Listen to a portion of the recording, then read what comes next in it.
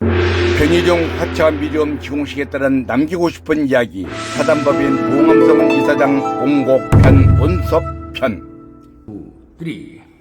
안녕하세요.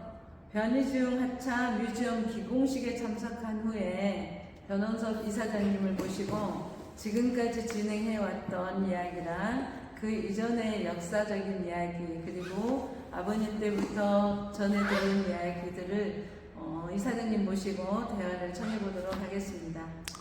오늘은 아주 특별한 시간을 만들었는데요. 변희종 화차 뮤지엄 기공식에 참석했던 우리 전라남도 문화관광 해설사 협회 임춘님 회장과 사단법인 봉암서원 변원섭 이사장님을 모시고 변희종 화차 뮤지엄 기공식에 따른 감회 그것을 대담형식으로 보내드리겠습니다.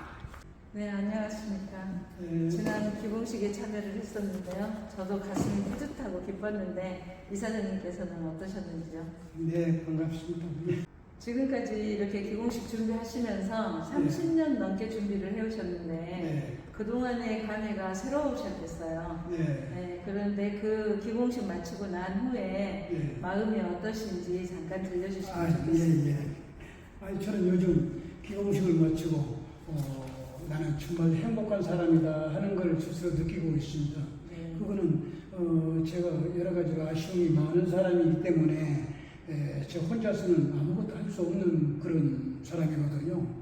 그런데 주변에 좋은 친구들이 말이지 이렇게 많이 도와줘가지고 오늘 이렇게 변희종 화차 뮤지엄 기공식까지 하게 되니까 나는 정말 행복한 사람이다 하는 그런 생각이 들어서 요즘은 아주 즐겁습니다. 그렇습니까? 네. 선천적으로 타고나시기를 좋은 마음을 가지고 오셨나 봐요. 아버님께서도 변희중 하차에 대해서 관심을 많이 가지셨다고 들었었거든요. 그래서 옛날에 아버님은 어떤 마음이셨는지 잠깐 들려주실 수 있어요? 지금 그리고 기공식을 마치고 제가 이제 과거를 이렇게 회고를 해보니까 저희 선거께서는 그러니까 1990년 12월 3일 날 선언하셨거든요. 그게 벌써 이제 상당히 됐죠. 그런데 그때 제가 이제 아버님 이렇게 병 간호를 이렇게 옆에서 하고 있으니까 저 때는 무슨 유언인지도 몰랐어요. 그런데 그 저녁에 하시는 말씀이 제가 이제 며칠 지나면 이제 80이 다 되니까 나는 이제 뭐 별로 후회될 것이 없다. 그런데 지금 제 손자가 이제 29살 때인데 30이 다 된 손자를 말이야. 장가를 아직 못 보낸 것이 하나 후회스럽고 두 번째는 그동안에 문중에서 망암선조 문집을 이제 구격을 해가지고 이제 발행할 것을 구상을 했었는데 그것이 어떻게 이제 잘못되고 안 되고 말았어요. 실패하고 말았어요. 그러니까 그것이 두 가지가 아쉽다고 그러시더라고요. 그래서 저는 저기 손자야 말이지 무슨 불문제도 아니고 무슨 별 문제 없는 사람이니까 그냥 곧 해결이 되겠죠. 그리고 문제도 자손들이 수백 명이 있는데 말이지 그러면 누군가 또 이제 시간이 지나면 하지 않겠습니까? 그래 그거 잊어버리시라고 이제 그렇게 하고 넘어갔어요. 그런데 막상 며칠 후에 이제 돌아가시고 나니까 그것이 아버님이 나한테 준 유언이다라는 걸 이제 생각하게 됐어요. 그리고 이제 이리저리 시간이 지나서 한 4, 5년쯤 지난 다음에 이제 어머님이 혼자 계시니까 이제 틈나는 대로 이제 자주 시골을 다녔었거든요. 그래서 그 어머님하고 이제 저녁에 밥을 먹고 이제 자려고 하면서 이런저런 이야기를 하다가 그 아버님 유언 이야기가 나왔어요. 그래서 유언 이야기하면서 이제 요즘 손자에는 또 교제하는 사람이 생긴 모양이더라고. 그러니까 그거는 이제 해결될 것 같고 문제는 이제 문중에서 누군가 어떻게 다 처리하겠죠. 그렇게 하고 이제 넘어가려고 그러니까 누워 계시던 어머님이 말이죠. 헐떡 일어나시더라고요. 헐떡 일어나시면서 애비야, 그거 어떻게 해결하는 방법이 없겠나? 그동안 내가 너희들이 말이지 이렇게 이제 자식들이 무슨 어머님한테 일정한 금액을 이렇게 드리지는 않았지만은 수시로 이제 만나면 용돈을 이제 드리고 그러니까 너희들이 말이지 좀 용돈을 모아서 내가 지금 500만 원을 갖고 있다. 그러니까 이거라도 보태서 어떻게 그거 좀 어떻게 빨리 해결을 했으면 쓰겠다고 이렇게 간격하게 말씀을 하세요. 그래서 저 어머니 말씀을 듣는 순간에 아버님이 말이야 그 문집 간행을 실패하고 얼마나 애통해 하셨으면 곁에서 지켜본 어머니가 말이지 저렇게 세뇌가 돼가지고 지금 4, 5년이 지난 오늘 나한테 이렇게 말씀하시는 걸 보니까 우리 아버님이 정말 그 뭐냐면 엄청난 고통을 애통을 하셨구나라는 것을 내가 느껴지더라고요. 그래서 어머니 너무 그 걱정하지 마세요. 내가 이거 연락하면 바로 어떻게 접촉을 해보랍니다. 방법을 연구해 보랍니다. 그렇게 이제 이야기를 했어요. 그러고 나서 이제 올라갔죠. 상경원 다음에 바로 그 어머님과 이제 약속 때문에 이제 여기저기 이제 알아봐가지고 그 인사동에 그 종로 오피스텔에서 이제 그 영광문화사를 하고 있는 김희동 씨를 만나게 됐어요. 그래가지고 뭐 돈이 그 발행 돈이 얼마 들어간다 어친다 이런 걸 말이죠 생각지도 않고 이거는 내가 해결해야 되겠다 하는 그런 생각 때문에 이거 하여튼 당신 번역 시작하라고 말이지. 그래서 번역을 맡겼어요. 그리고 막상 이제 번역을 맡기면서 이제 생각을 해보니까 어떻게든지 이제 잘 만들어야 될 거 아닙니까? 기왕에 만들려면 잘 만들어야 되니까 새로운 자료가 어디가 있나 이런 걸 가지고 상당히 이제 뛰어다니고 이제 알아보고 이제 그랬었죠. 그런데 저기 이제 충청북도 청주에 말이죠. 청주에 신식 선생 이제 후배들이 고령 신씨가 살아요. 근데 고령 신씨 이제 이제 본포가 있죠. 근데 거기에서 그러니까 입는 당시 같은 세대를 사시던 신식 선생이라고 하는 것이 이제 중국에 그때 이제 전쟁을 말이죠 수습하고 뭐 원정문이 오고 그러니까 이제 중국하고 연갱하고 이제 굉장히 이제 교류가 많이 있었을 거 아닙니까? 근데 그 신식 선생 지금 하시던 망한군 가시다시던 신식 선생이 연경으로 말이지 사신이 가는데 사신은 이제 높은 양반에 가는 것이고 그 또래에서 이제 서장관으로 이제 갔는데 서장관으로 갈 때는 그때만 해도 뭐 금방 갔다 오는 것이 아니고 갔다 오다가 말이지 병이 나서 죽을 수도 있고 무슨 뭐 어떤 불행 도둑을 만나든가 해가지고 생명을 잃을 수도 있고 그 아주 위험하거든요. 이제 그걸 이제 걸어서 갔다 오는 것이니까. 그러니까는 그래서 갔다 올 때 이제 연경에 서장관으로 가는 분한테 친구가 가니까 그게 이제 송별이라고 할까 이제 환영회를 해주면서 이제 갔다 오라고 술 한잔 먹어요. 그러면 그때 멋있는 선조들은 말이야 그런 걸 하면 그냥 술만 먹고 마는 것이 아니라 자기 시를 한 술 딱 기어갖고 말이지 이렇게 주고 그랬어요. 그런데 고령 진시에서 말이죠 그런 입는 당시 그때 한 것을 말이죠 한 70여 점을 그대로 갖고 있어요. 갖고 있어서 화첩으로 만들어 놨더라고요. 그래서 거기에서 뒤적거려 가지고 망한공 친필을 한 점을 발견했어요. 그리고 또 이제 지금 서울대학원에 있는 귀장각이 서울대학원에 있잖아요. 관악캠퍼스 안에. 그 귀장각에 가서 이제 이렇게 자꾸 이제 찾아보니까 거기에서 망암자하 사실록이라고 하는 소위 1905년에 간행된 조그마한 책자가 하나 있더라고요. 그래서 이제 그것도 이제 발견을 하고. 그리고 이제 성정원 일기 같은 것을 이렇게 검색을 해가지고 거기에 망암자와 양에는 이제 성시서로 시호를 내달라고 성시서로 올린 소장이 글이 있더라고요. 그래서 이 세 종류의 말하자면 자료를 찾아가지고 과거에 만들어 놓은 망암 선생 문집에다가 그걸 보태서 소위 이제 구격을 해갖고 새로운 망암집, 구격한 망암집이라는 것을 그전에는 망암 변선생 문집이라고 되어 있었거든. 그런데 그걸 갖다가 망암집이라고 해서 이제 이 책을 발행을 했어요. 근데 그걸 발행하고 나니까 돈이 그때 돈으로 지금 30년 전에 한 3천만 원, 그때 3천만 원 정도를 투입을 했어요. 그런데 저는 처음부터 그것이 3천만 원 들어간다고 생각하지도 않았어. 그러니까 하여튼 얼마가 들어가든 자관 이건 해야 된다는 그런 감각, 의무감 때문에 이제 착수를 해서 하다 보니까 이제 간행을 하고 시청 뒤에 서울신문사 12층에 이제 내셔널 클럽이 있거든요. 거기 가면 이제 음식값도 싸고 그래요. 기자들이 모이는 데니까는 이제 면세거든요. 그래서 이제 내셔널 클럽에서 출판 기념회를 하고 그러니까 그것까지 딱 하고 나니까 3천만 원이 들어가더라고요. 그래도 어머니가 이제 주신 돈이 있지. 그러고 나서 뭐 어쩌고 나니까 그렇게 저는 그러니까 사실상 뭐 한 2천만 원 정도 그냥 내 생돈을 넣어가지고 이제 이걸 그 작업을 마쳤어. 그러고 나서 이제 그러고 나는데 그러고 나니까 원중에서 말이죠.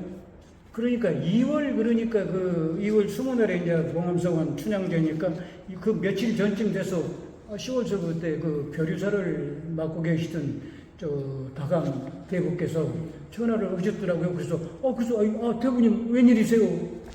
그러니까 오늘 원중 회의에서 자네를 내 후임 변호사로 선정했으니까 며칠 후에 이제 그 20일 날그 춘향제 말이자면 내려오서 그러시더라고요. 그래서 제가 깜짝 놀래고 아니 서울에 있는 제가 어떻게 장성에 있는 서원의 별유사를 합니까? 그러니까는 대부님 말씀이 여러 말 할 것 없네. 문중 어르신들의 결정이니까 그렇게 알고 오라고 내려오라고 그렇게 한 말씀. 그리고 전화를 끊어버려요. 더 이상 내 말을 들으려고는 안 해. 그래서 그 이제 별유사를 맡아갖고 지금 서원사를 주관한 지가 30년이 된 거예요. 그런데 이제 거기만 끝나는 게 아니죠. 그래서 거기서 이제 그리고 별유사를 취임을 했죠. 이제 2월 달에 취임했죠. 그래가지고 9월에 그러니까 제가 동아일보사에 이제 그 동아일보사가 저기 저 광화문이 아니고 저기 저 충정로 사옥이 있거든요.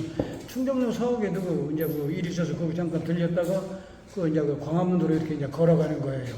그러니까 그 서대문 로타리를 지나서 정동 그 MBC 있던데 그쪽 앞에 이렇게 지나가는데 그 사이에 문화일보가 있거든요. 문화일보사 사옥이 그가 있어요. 그러니까는 그 문화일보사를 그러니까 현대그룹의 이제 그 정중 회장님께서 그 창사를 하셔가지고 동아일보사의 인재들을 스카웃을 해가지고 거기다가 하고 있었거든요. 근데 그때 그 편집 주관을 하시던 그 남시욱 선생이 있었는데 그 남시욱 선생을 이제 아는 분이거든요. 그래서 이렇게 그 신문사 앞을 지나가니까 그러면 지나다가 저기 남 선생한테 그 인사는 하고 가야 쓰겠다고. 그래서 남 선생한테 들어갔어요. 그러니까 뭐 데스크에서 뭐 일을 하고 계시더라고요. 그래서 요즘 어떻게 지내냐고 물었어요. 나는 요새 뭐 왕암집 간행하느라고 말이지 바쁘게 지냈다고. 이제 그러니까 그래요?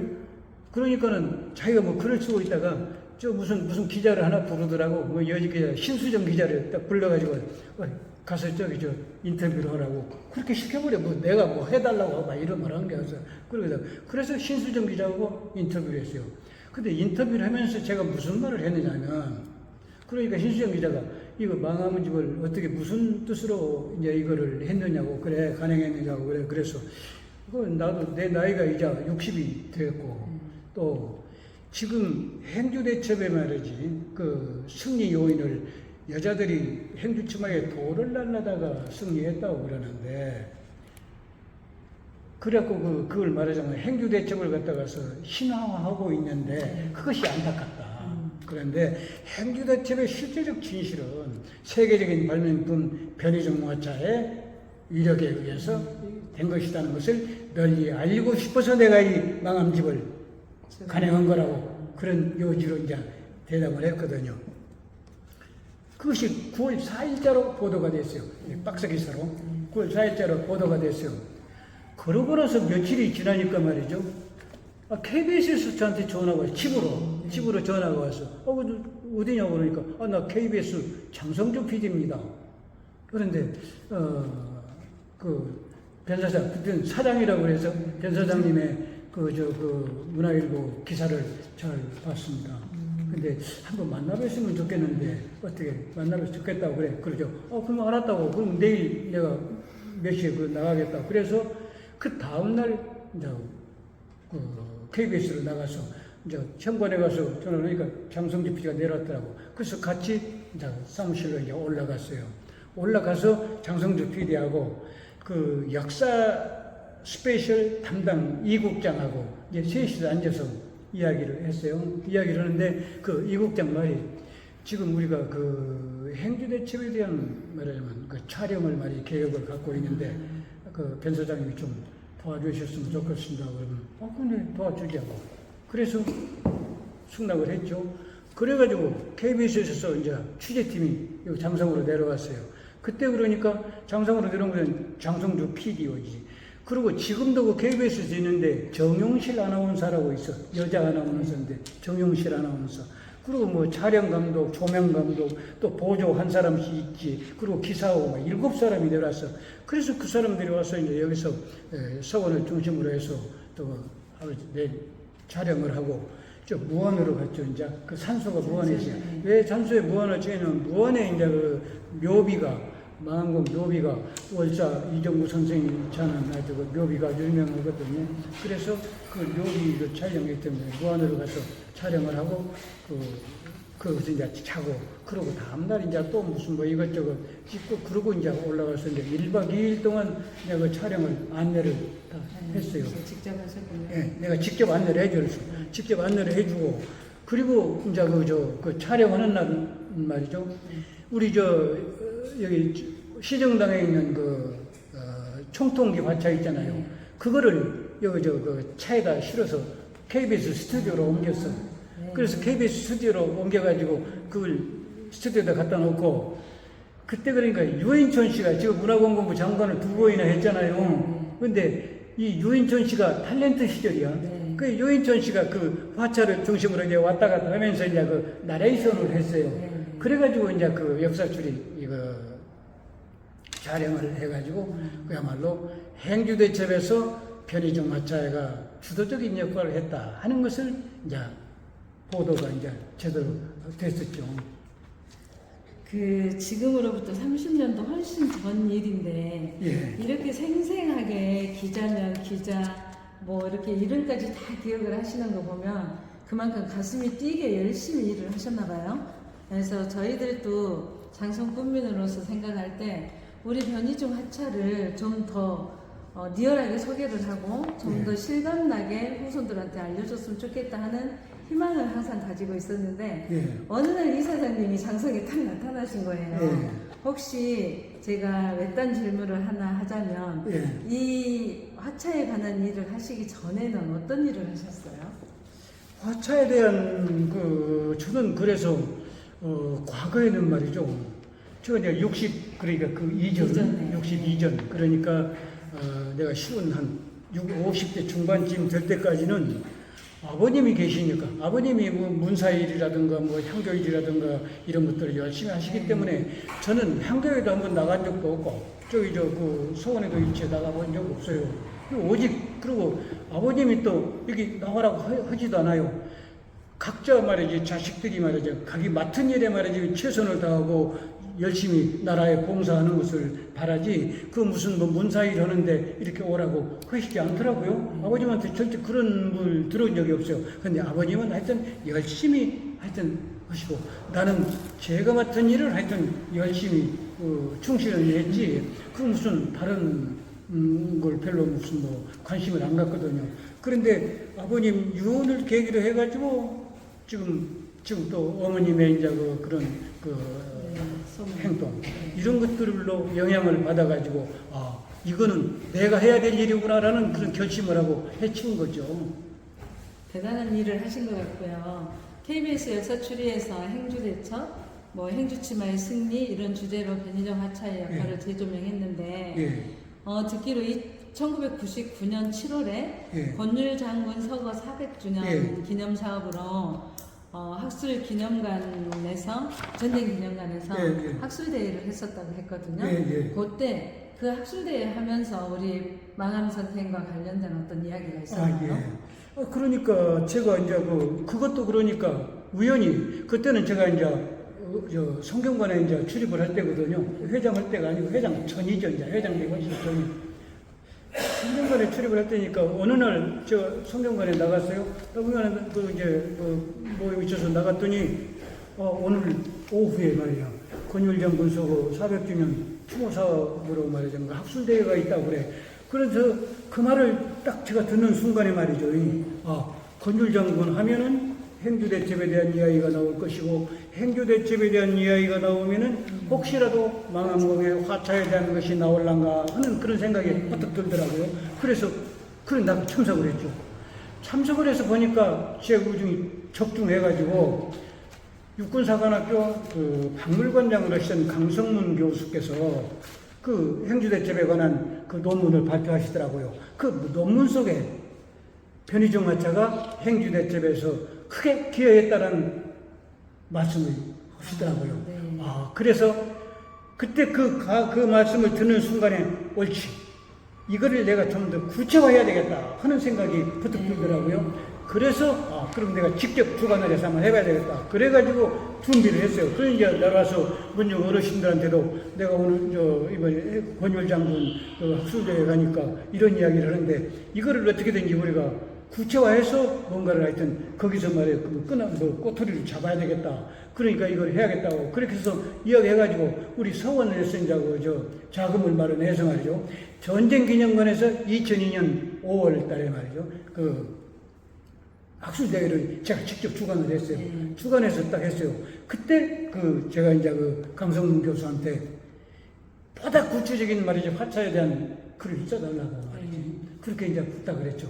그랬더니 아닌 것이 아니라 그때 이제 그렇게 해서 이제 그때 학술대회를 하고 그 교수들의 이제 학자들의 쓴 논문을 가지고 변희중 연구라는 단행본을 간행을 했어요.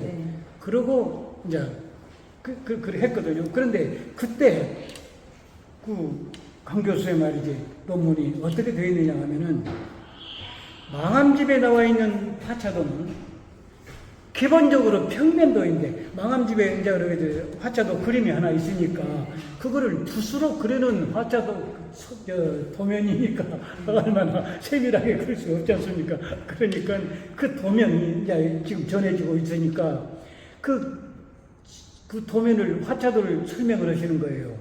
기본적으로 평면도인데 독자들의 이해를 돕기 위해서 정면도, 앞에서 정면으로 보는 정면도를 가미한 복합도라는 말씀을 하시더라고. 그렇게 아주 딱 정의를 내리시면서 행주도첩이라는 것은 말이야 처음부터 조선군 2,300명밖에 없는데 일본의 침략군은 3만 명이 말이야 이렇게 싸웁니다. 이거야. 그렇기 때문에 전력상의 2,300명하고 3만 명하고는 비교가 안 돼. 그러니까 전력상의 열세를 극복하는 것은 전술적으로 말이지 근접전밖에 없대. 전술적으로 근접전밖에 없다. 그러니까 행주대첩에서 권율 장군이 저 사람들하고 침략군하고 싸우려면 근접전밖에 다른 방법이 없으니까 근접전을 구사했다 이거야. 근접전을 구사를 하느라 보니까 방어벽이 설치돼서 병사들을 보호하는 방어벽이 설치된 변희중 화차를 제일 앞에다가 딱 세워놓으니까 저기서 조총으로 무장 일본군들이 조총으로 아무리 쏴봐야 병사들이 안 들어다 이거야. 그러니까 제일 앞에다가 이제 변희중 화차를 딱 하객진을 펼쳐서 이렇게 딱 이제 이렇게 배치를 해놓고 다른 조선 병사들은 이제 뒤에서 이제 활도 갖고 있고 뭐도 이제 이렇게 했다 이거야. 그러니까 그 논리가 정확하잖아요. 예. 근접전을 펼치는 데는 방법이 없으니까 방어벽이 설치된 변희중 화차를 최전방에다가 배치를 하고 일본에 말하자면 최정예 공격진 그 선봉부대가 말이지 이렇게 올라오는 것을 결정적으로 그 사람들을 때려잡는 것은 변희중 화차의 역할이었다 이 말이지. 그래서 변희중 화차의 행주대첩에서 변희중 화차에 대한 아무리 과찬을 해도 지나침이 없다라고 말씀하시죠. 그래서 옳지. 이렇다면은 말이야 학자들의 연구 결과가 이렇다면 화차를 기회가 되면 반드시 복원해야겠다는 그런 결심을 하게 됐죠. 그래서 기회를 보고 있었던 거예요. 그러려면은 학자들의 근거도 논리적 근거를 세워야 되고 이제 자금도 마련해야 되고 이제 뭐 여러 가지로 그런 게 있으니까 그 기회를 보고 있었어요. 그러다가 400주년 추모 사업을 하게 된 거예요. 네, 저희도 400주년 추모 사업 할 때 그 화차를 새로 다시 제작을 해서 실질적으로 07 여기 진원 쪽에 거기에서 시연하는 걸 그 TV에서 많이 봤거든요. 그리고 이제 저희들도 중간에 행주산성을 가본 적이 있어요. 정말 망함 선생의 이 화차가 얼마만큼의 역할을 했겠는가를 그때 이제 우리 여기 봉암서원 주최를 해가지고 다녀온 적이 있는데 실질적으로 현장에 가서 보니까 그게 가능했겠다. 이런 생각이 들더라고요. 그래서 왕암 선생 돌아가시고 400주년 기념 사업을 네. 상당히 크게 하셨잖아요. 네, 네. 그러면 그때 이미 이제 봉암소원 사단법인이 생겼던 건가요? 예. 네. 아니, 그때 그러니까요. 그러니까 이제 그걸 제가 이제 그야말로 기회를 봐서 어떻게든지 이걸 복원해야겠다는 그 필요성, 당위성, 가능성 이런 것들을 이제 결심을 하면서 그동안에 말이죠. 그동안에 벌써 그것이 그게 2002년에 그런 결심을 했는데 네. 2011년이잖아요. 네. 9년이라는 세월이 흘렀지 않습니까? 9년 동안에 저는요, 이거를 하는 것은 여기 첨단 무기를 연구하는 사람들하고는 관계가 없어. 고무기, 옛날 그렇죠. 조선시대 그런 고무기를 연구하는 전문가들을 말이죠. 만나서 이걸 어떻게 하면은 이걸 할 수 있느냐, 그 가능성이 있느냐, 이런 것들을 말이죠.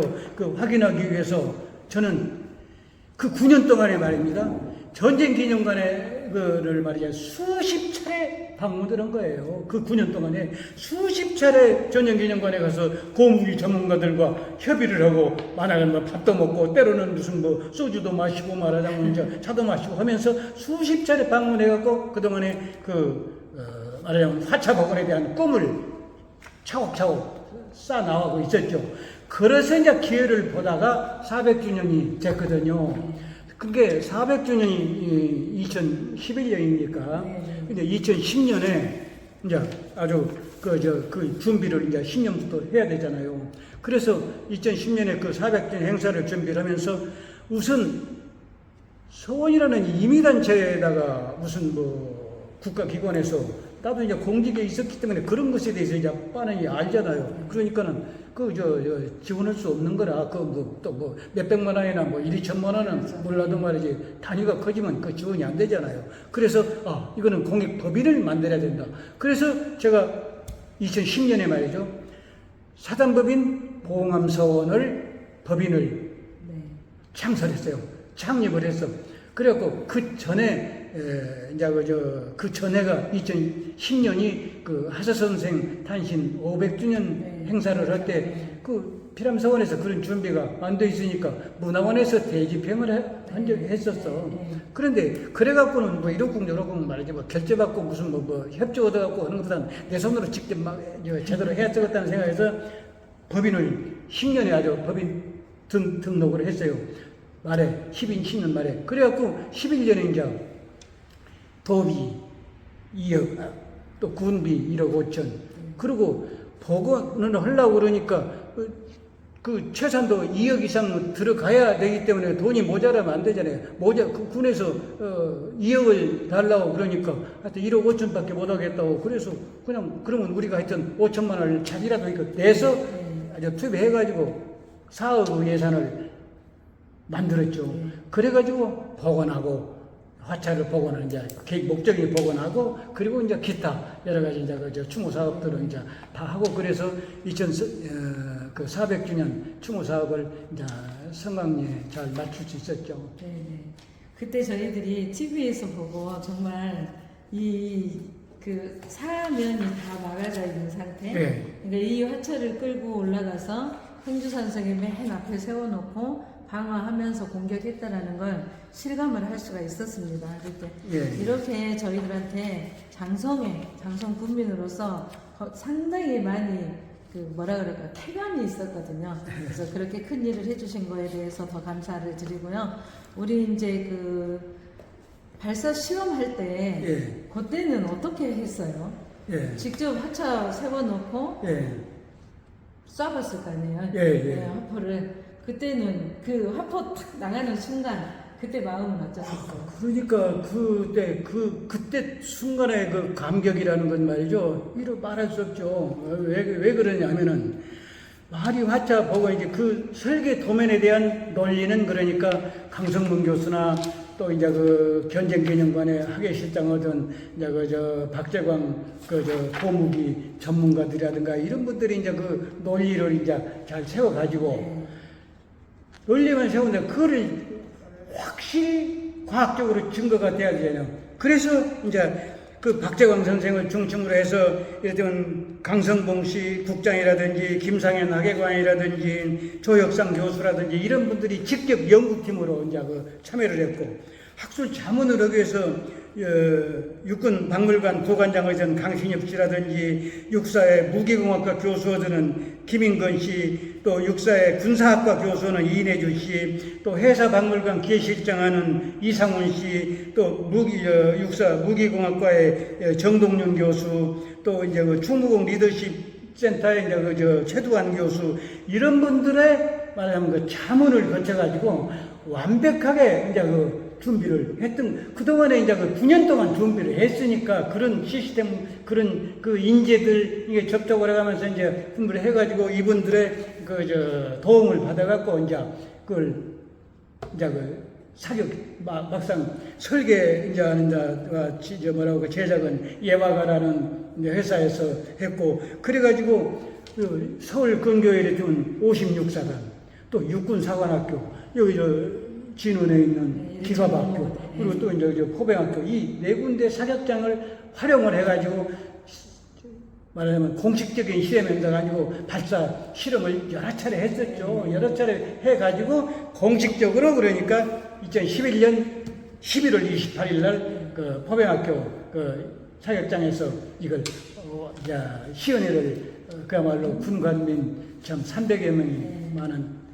참관하여서 시연 행사를 성공적으로 마치고 하게 되니까 전국의 뭐 KBS나 MBC, 뭐 SBS 등 모든 매스컴들이 총동원돼서 그 사실을 방영해 주니까 정말 그것이 말이죠. 행주대첩이 있으시 꼭 420년 만에 복원이 된 거예요. 420년 만에 복원이 됐어요.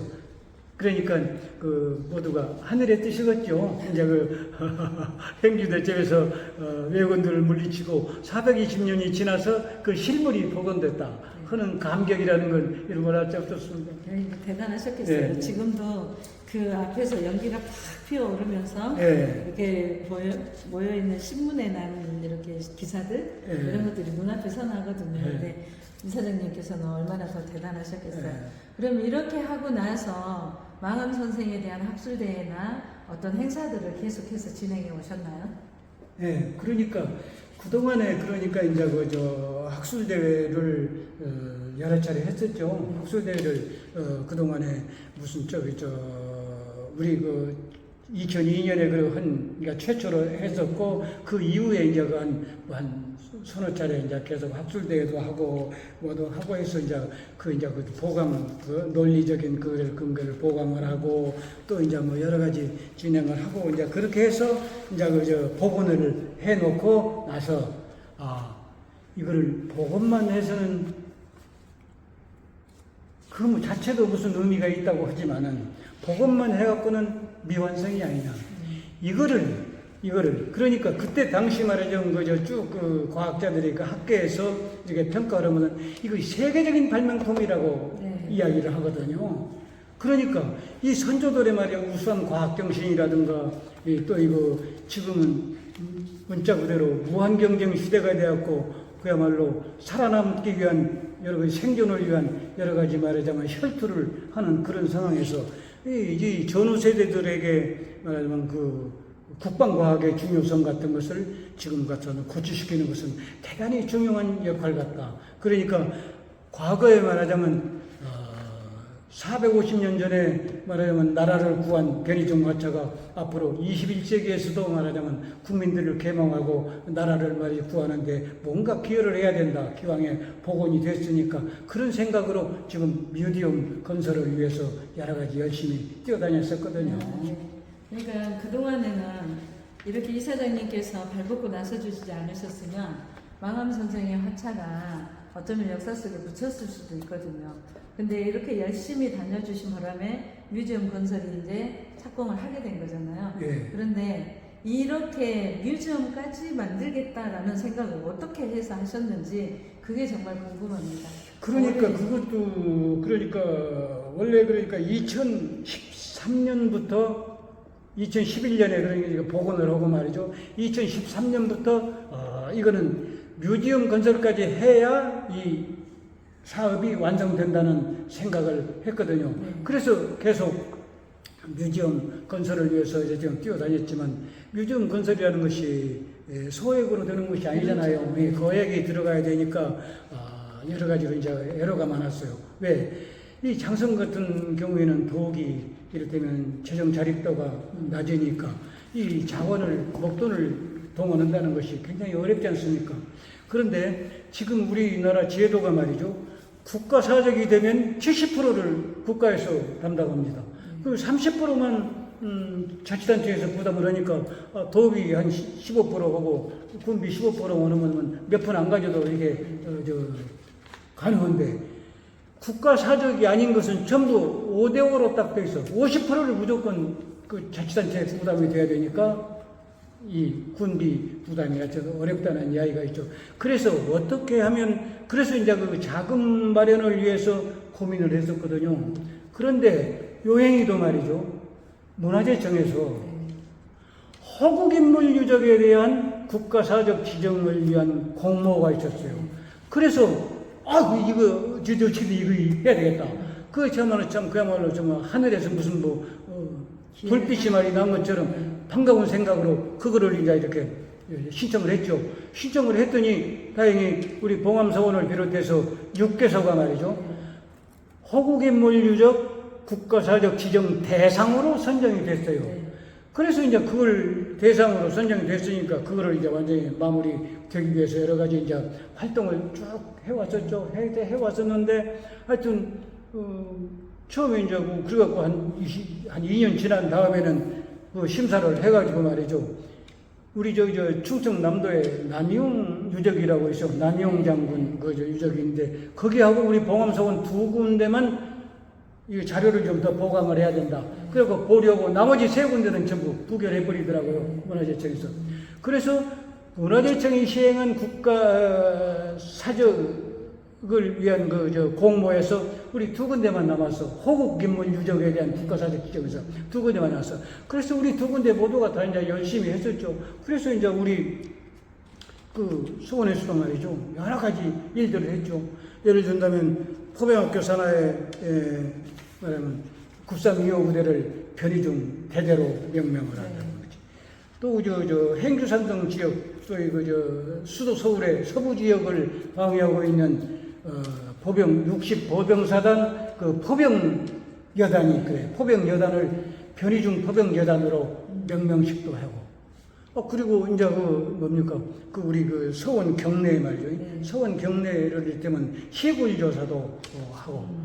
또 이제 무슨 화차 제작도로 알려진 서삼 송현이의 이제 화차 제작도, 또 북이면 오월리의 화차 제작도, 또 우리 마안공에 말이야 유업이가 있는 신흥리산 뒤에 있는 그 산, 그런 것들도 전부 다 말이지. 전부 문중이나 개인이 소득하고 있더라고요. 그래서 그거 안 된다. 그거 다 내놔라 말이지. 그래서 다 그걸 전부 해갖고 봉암서원, 사단법인 봉암서원 이름으로 전부 다 보존조치 다 하고 그런 것들이 남의 동의를 구해야 되고 재산권 양보를 누가 쉽게 합니까? 안 해줘. 그러는데 다 그것도 다 맞췄죠. 그분이 아니에요. 또 그러고 이제 우리 이계호 의원께서 말이죠. 예산이라는 것이 공공기관이 우리 돈 갖고 말이죠. 서울에서 그냥 학술대회 했다고 해서는 문화재청이 그 인정을 하는 거야. 공공기관에서 하는 학술대회만을 인정을 해요. 그런데 국회 예산으로 이게 의원이 말이지. 국회 의사당에서 의원회관 제2회의실에서 학문과 호국의 요람 봉암서원이라는 제목으로 학술대회를 또 하고 이렇게 해서 이제 마지막까지 이제 이래서 이제 서류를 올렸는데 문화재청의 문화재위원이라는 분들이 보통 분들이 아니거든요. 그래가지고 남이용 유적이나 봉암서원이나 전부 다 부결돼서 아깝게 끝났어요. 그런데 그래서 사실은 한때 실의에 빠졌었죠. 실의에 빠졌었는데 그 실패하고 나니까 정말 그만 국가사정만 대하고만 문제없이 이제 민요임이 방송됐는데 그 애들 실의에 빠졌었어요. 실의에 빠져갖고 있다가 여기서 주저앉으면은 영원히 끝나는 거 아니냐 이거야. 다시 움직여야 된다 해서 이제 다시 이제 제안서를 내고 말이죠. 과거에 쭉 제안서를 말이지 몇 차례 내면서도 40억 이상의 말이 투약돼야 된다고 이렇게 그 제안서를 냈었거든요. 그런데 전략적으로 안 되겠더라고. 30억 이하를 해야 좀 일이 좀 더 수월될 것 같아. 그래서 27억으로 수정을 해갖고 제안서를 21년에 냈어요. 네. 그래서 이제 그러면 보통 30억 이하가 되면 한 8% 정도 되거든요, 설계비가. 그래서 27억의 8% 2억 1천만 원이 추가 경쟁 예산으로 계산이 됐는데, 추가 경쟁 예산을 계산할 때도 그런 사업은 자기 자부담을 반드시 해야 돼. 30%. 그래서 4,200만 원 갖다 자부담하고, 하여튼 군비 1억 80만 원, 또 이제 도비 7천만 원 해갖고 2억 1천만 원 만들어가지고 예산이 계산된 거예요. 그 설계비가 계산이 됐어. 그래서 이제 시작이 된 거죠. 그동안에 하여간 그런 길을 알아내는 것도 상당한 역량이거든요. 그래서 저희들 같으면 보고만 있을 건데 이런 길을 이렇게 다 찾아서 걸어오셨어요. 오래 실례지만 연세가 얼마큼 되셨어요? 글쎄, 저는 어떻게, 별로 하여튼, 어떻게 세월이 흐르다 보니까 벌써 제가 36년생이거든요. 그러니까 벌써 내년 90. 2월이면은 딱 90이 되는 거예요. 그러면 지금 어머니한테 그 500만 원 있다 해보자 라고 말씀드렸을 때가 한 60세였다고 하셨거든요. 그렇죠. 제가 그러니까 60이 직전이죠. 60 거의 됐을 때요. 그럼 지금 30년 동안 이 화차 망암 선생님의 업적을 위해서 달려오신 거잖아요. 그래서 지금 이제 지난 8월에 뮤지엄 착공식까지 했어요. 그러면 이제 저희 그 이사장님의 후배들이나 후손들이 이 뮤지엄을 어떻게 지켜갔으면 좋겠는가 라는 그런 바람도 있으실 거 아니에요. 그렇죠. 그리고 이제 앞으로 전망될 뮤지엄이 언제쯤 완공이 되고 이 뮤지엄을 어떻게 운영이 됐으면 좋겠다 이런 생각을 가지고 계실 거잖아요. 그것도 저희들한테 좀 알려드려서 들려주셨어요. 그래서 이제 물론 이제 얼마나 더 사느냐 하는 것은 하늘의 뜻이니까 뭐지만은 어떻든 그 뮤지엄은 이제 기공식을 했으니까 이제 2, 3년 지나면 이제 완공이 되겠죠. 이상이 완공이 된다고 그러면 그야말로 앞으로가 우리 세상이라는 것이 말입니다. 요즘 무슨 뉴스에서도 잘 보시겠지만은 중동 사태라든지 또는 우크라이나 사태라든가 이런 이게 또 우리 요즘 미국과의 말하자면 관세 협상 같은 이런 걸 보시면서 느끼는 바가 있잖아요. 스스로의 힘을 기르지 않으면 생존이 안 되는 거예요. 앞으로. 그래서 어떻게든지 우리 자체 역량을 기르기 위해서는 자라나는 2세들이 말이죠. 전후 세대들은 실제 전쟁의 참화를 모릅니다. 전혀 몰라요. 저도 그러니까 6.25 정도 한 14살 중학교 2학년 때 이제 6.25가 났으니까 하여튼 그때 이제 기억이지만은 정말로 있어서는 안 될 일들이거든요. 전쟁이라는 것이. 그렇기 때문에 그런 것들을 사전에 이렇게 되면은 예방을 하기 위해서는 서해 선생 말 맞다나 징비 정신을 우리 국민들한테 주입시키지 않으면 안 된다는 거예요. 그래서 그런 방향으로 잘 활용이 돼야 되지 않겠나 하는 생각을 하고 있어요.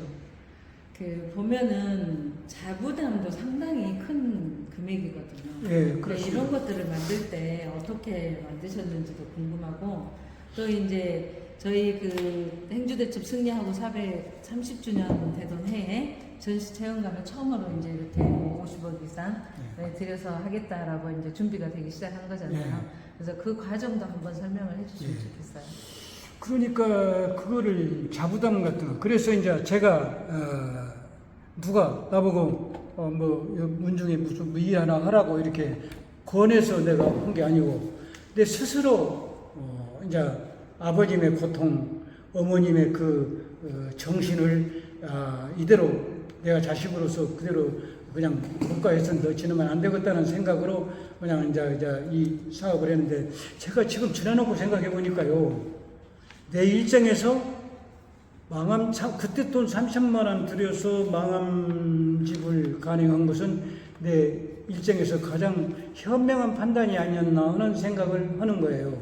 그러니까 그거 내가 안 쓰고 말이지 갖고 있었다고 그래서 지금 무슨 뭐 빌딩이 생기는 것도 모르겠습니다만 하여튼 아닐 것인데, 어쨌든 가장 현명한 판단이 아니었나 하는 생각을 하면서요, 항상 헌성금 내는 것도 내가 가차원 사람들한테는 헌성금 내라고 내라고 그렇게 이야기합니다.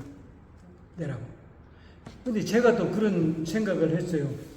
제가 저희 조부님이 계시는데, 우리가 무슨 부자도 아니고 또 우리 조부님께서 무슨 대학자도 아니고 그래가지고 무슨 문집이 있다든지 또 무슨 돈이 있어갖고 무슨 초상화가 있다든지 그런 걸 모르고, 저는 할아버지의 흔적은 전혀 모르거든요. 전혀 몰라요.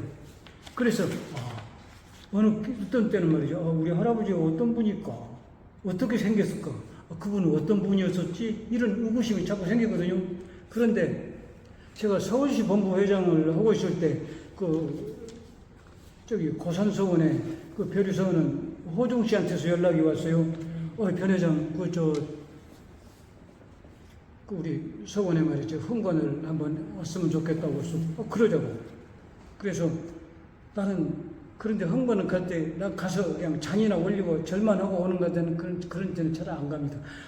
가게 되면 거기에 배양된 인물이 도대체 어떤 분인가 이런 것에 대한 이제 연구를 공부를 좀 해갖고 가서 내 나름대로 그 존경심을 갖고 이제 그걸 해야 겸손한 그 자세가 되는 그런 생각이거든요.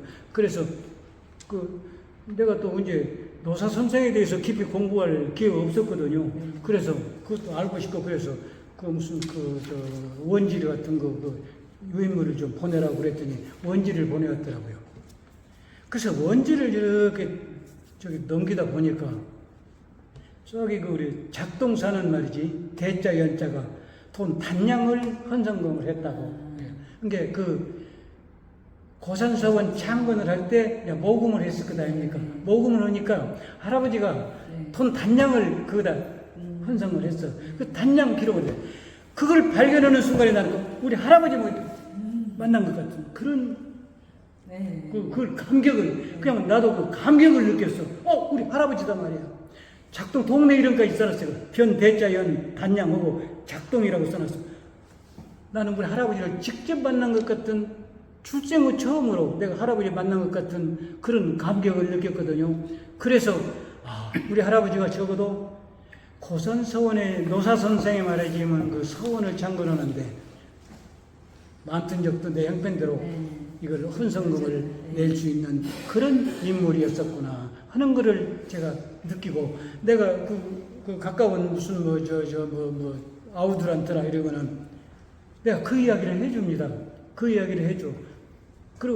그래서 그런 거를 말하자면 보람을 느끼고 나중에 그걸 열심히 해야 된다고. 그런데 앞장서서 넘는 다음에 뒤에서 나중에서 말이지 어떻게 무슨 어쩔 수 없으니까 그냥 이렇게 내고 그것보다는 스스로 앞장서서 자기 성의껏 딱 하면 그래야만이 더 떳떳하고 좋은 거라고 내가 그렇게 이야기들 지도하고 있어요. 그런데 제가 그동안에 지금 말씀하신 바와 같이 400주년 행사 때에도 5천만 원을 했잖아요.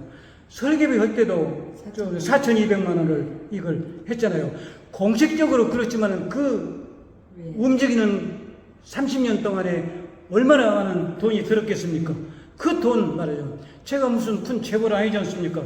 그러니까 물론 내 있는 주머니 돈 쓰지만 재벌 아니거든요. 그러니까 모금 운동은 지금도 계속 하고 있어요. 그러면 성의 있는 자손들이, 그런데 돈이 헌성금 내는 사람이 보면은 낼 줄 아는 사람이 내는 것이지 아무리 돈이 많아도 안 내는 거예요. 그러니까 성의 있는 자손들이 이렇게 말이죠. 십지일반으로 협조를 해서 이렇게 되고 있다고 생각을 해요. 그러니까 그동안에 30년 동안 그 문중 종원들이 말이죠. 설령 팥으로 매주를 준다 해도 내 말을 믿고 맡겨주고 헌성금 내주고 따라주시는 그 종원들한테 얼마나 고마운지 모르죠. 예. 그래서 이제 앞으로 여생은 그분들을 위해서 말하자면 어떻게 하면 나누고 봉사하고 그렇게 어떻게 잘 살아야 되지 않나 하는 생각을 하는 거예요. 제가 사적으로 마감 선생님 그 변씨 집안이 외가예요. 예. 그래서 다른 해설사들보다 훨씬 더 애정을 가지고 있고 관심도 더 많다라고 제가 생각을 하거든요. 예. 그런데 대체적으로 봤을 때 변씨 집안 남자들이 많이 순해요. 네. 네, 근데 우리 이사장님은 유별나게 이렇게 신치적이고 추진력도 있으시고. 아니 근데 이러는 것 같아요. 우리 임 회장님 아주 정확한 말씀하신데 우리 변씨들은요 머스마들은 그냥 그 뭐라고 할까 아주 그냥 순둥이들이야. 순둥이들이야. 네. 그 저도 아들이 둘이고 딸이 하나 있는데 아들들은 내가 뭘 하더라 하여튼 일찍 간섭을 안 하고 하여튼 아버님 뜻대로 쉬라고 이러는데 딸은 그러네요. 딸은 싸놨고 말하면 이렇게 한사에서 아빠 그러면 안 돼요. 이렇게 이야기하는 것은 딸한테서 그런 소리를 듣는 거예요. 그러니까 우리 병가들이 대부분 그래요. 그래서 제가 이 말씀을 왜 드리냐면 그러면 망한 할아버지는 네. 간단하게 소개를 하자면 어떤 분이셨는가? 그런데 우리 왕암 할아버지는 말이죠. 지금 이렇게 보면은 오직 무슨 주변에 무슨 뭐 이렇쿵 저렇쿵 하는 그런 분위기에 대해서는 전혀 관심이 없어요. 내가 할 일 딱 찾아서 이거 해야 된다라고는 그런 철학을 갖고 계시는 분입니다. 그럼 몇 대조 할아버지세요? 망한 할아버지가? 왕암 할아버지가 저는 13대조거든요. 13대 손이야. 내가 13대 손. 지금 뛰어서 네. 13세 손한테 넘어가 온 것 같아요. 네. 네, 그러면 아까 할아버지 말씀 잠깐 하셨거든요. 네. 뭐 할아버지가 평소에 어떤 큰 행동을 안 하셨어도 내 할 일을 하시는 분이었다. 이렇게 네. 받아들였어요. 예. 그렇다고 본다면 이사장님이 아버님은 또 어떤 분이셨는지.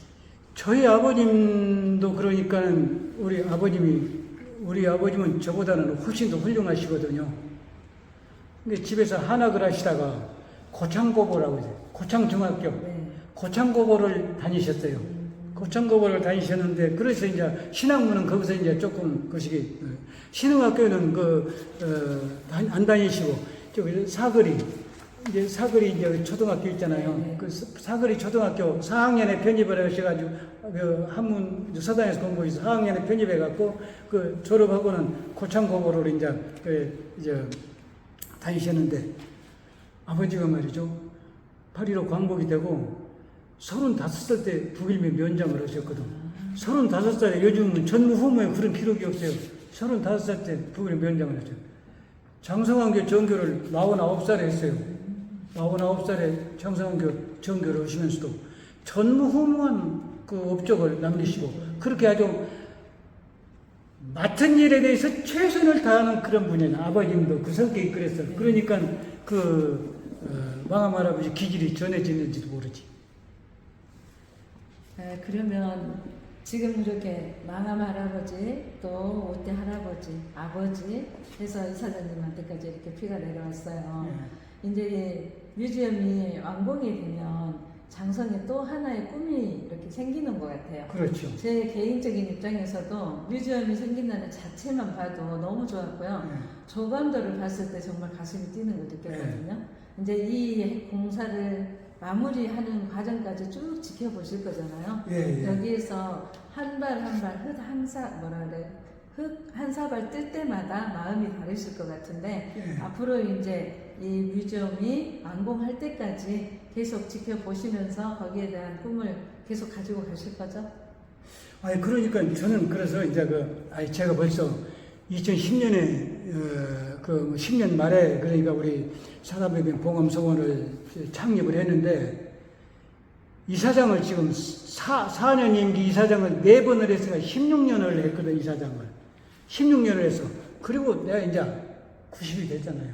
그래서 이제 실무를 이렇게 뛰는 작업은 이제 후임자한테 이제 후배한테 이제 넘겨주고 그렇다고 해서 내가 살아있는 동안에는 관심을 갖고 늘 보면서 이제 이렇게 하겠죠. 그래야죠. 예. 네. 그러려고 지금 생각하고 있는 거예요. 예. 그래서 이렇게 오늘까지 장성의 새로운 역사를 써주신 이사장님께서 정말 대단하시다라고 생각하고요. 예. 어느 날 갑자기 변원섭 분이 나타나셨어요, 장성에.